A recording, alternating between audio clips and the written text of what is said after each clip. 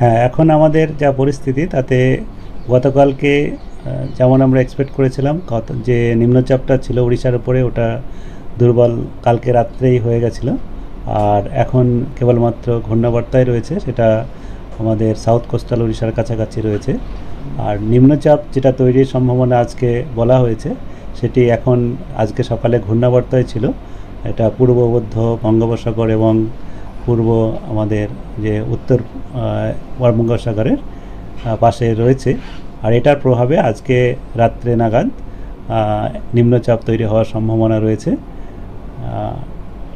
ক্রমশ এটা পশ্চিম দিকে অগ্রসর হবে এবং আগামীকাল গভীর নিম্নচাপে পরিণত হওয়ার সম্ভাবনা রয়েছে। তারপরে 27 তারিখ নাগাদ এটা আমাদের দক্ষিণ উড়িষ্যা এবং অন্ধ্রপ্রদেশ সংলগ্ন এলাকাতে অতিক্রম করবে আমাদের উপকূল অঞ্চল। তো এর প্রভাব মূলত আমাদের মৎস্যজীবীদের উপরেই বেশি প্রভাব। মৎস্যজীবীদের আগামী 4 দিন পর্যন্ত, আজকে থেকে আগামী 28 তারিখ পর্যন্ত সমুদ্রে যেতে মানা করা হয়েছে। আর আগামী কয়েকদিনে আমাদের স্থলভাগের উপরে যেটা রয়েছে সেটা আজকে আগামী 24 ঘন্টায় কেবলমাত্র বিক্ষিপ্তভাবেই বজ্রবিদ্যুৎ সহ বৃষ্টিপাত কিছু কিছু জায়গায় হওয়ার সম্ভাবনা রয়েছে। বাকি রৌদ্রোজ্জ্বল আবহাওয়া থাকারই সম্ভাবনা। আর তার সঙ্গে সঙ্গে যখন বৃষ্টিপাত বা বজ্রগর্ভ মেঘ সঞ্চার হবে তখন সাধারণত মেঘলা আকাশ আর হালকা বৃষ্টিপাতের সম্ভাবনা। আর আগামী কাল থেকে যেটা আমাদের দক্ষিণবঙ্গে যেটা রয়েছে সেটা মেঘের পরিমাণ কিছুটা বাড়বে এবং সাধারণত মেঘলা আকাশ প্রায় সর্বত্রই থাকবে এবং প্রায় সর্বত্রই হালকা থেকে মাঝারি বৃষ্টিপাত হওয়ার সম্ভাবনা রয়েছে আগামীকাল, মূলত রাত্রে থেকে 27 তারিখে। এবং 27 তারিখে প্রায় সর্বত্রই আমাদের পশ্চিম ও দক্ষিণবঙ্গের সমস্ত জেলাতে হালকা থেকে মাঝারি বৃষ্টিপাত সম্ভাবনা রয়েছে। 27 তারিখে উপকূল অঞ্চলের কয়েকটা জেলায় ভারী বৃষ্টিপাতও হতে পারে, যেমন আমাদের দক্ষিণ 24 পরগনা এবং পূর্ব পশ্চিম মেদিনীপুর, ঝাড়গ্রাম এই জেলাগুলির মধ্যে 1-2 জায়গায় ভারী বৃষ্টিপাতের সতর্কতা দেওয়া রয়েছে 27 তারিখের জন্য। আর 28 তারিখ থেকে আবার আমাদের বৃষ্টিপাত কমবে, কারণ 27 তারিখে পরে যখন আমাদের স্থলভাগ অতিক্রম করে যাবে গভীর নিম্নচাপটি, তারপরে এর প্রভাব আরও কমতে থাকবে। আর উত্তরবঙ্গে যেটা রয়েছে সেটা উত্তরবঙ্গেও আগামী 24 ঘন্টাতে বিক্ষিপ্তভাবেই হালকা থেকে মাঝারি বৃষ্টিপাত সম্ভাবনা।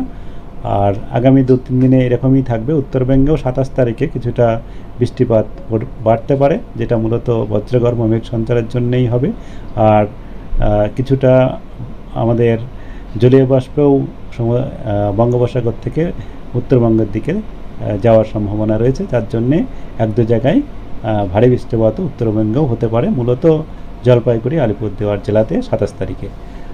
আর 27 তারিখের পরে উত্তরবঙ্গ এবং দক্ষিণবঙ্গ 2 জায়গাতেই বৃষ্টিপাতের পরিমাণ ধীরে ধীরে কমবে। 28 আর 29 বা 30 এই সময়ে আমাদের কেবল বৃষ্টিপাত থাকবে, তবে ভারী বৃষ্টিপাতের কোনো সতর্কতা নেই, হালকা থেকে মাঝারি বৃষ্টিপাতই হওয়ার সম্ভাবনা রয়েছে। কলকাতা তার পার্শ্ববর্তী অঞ্চলের জন্য যেটা বলা হয়েছে তাতে আজকে মূলত বেশিরভাগ সময় আংশিক মেঘলা আকাশ, তবে সন্ধ্যা বা রাত্রের দিকে কিছু সময়ের জন্যে সাধারণত মেঘলা আকাশ হতে পারে, যেটা জন্যে হালকা থেকে হালকা বৃষ্টিপাতও বজ্রগর্ভ মেঘের জন্য হতে পারে।